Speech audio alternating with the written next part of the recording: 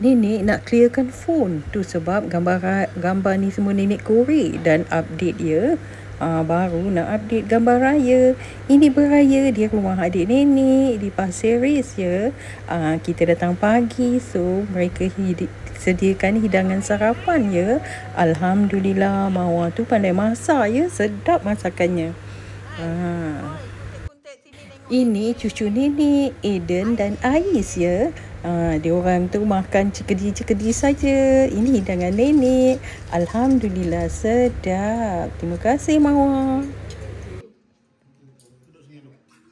Ini di Pasir Ris ya, rumah adik lelaki nenek. Kita beraya di sana ya pagi-pagi. Alhamdulillah. Dan ini di rumah Yam ya, jiran nenek tingkat 6. Kita nenek ni tahun akhir di Tampines, so kita ambil gambar lah bersama-sama. Ini on the way to Bukit Panjang ya, itu mercun masjidnya.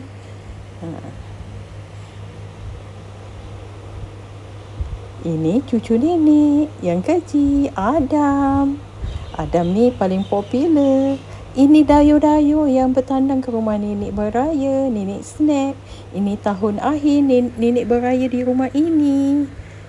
Selamat Hari Raya dari nenek sekeluarga.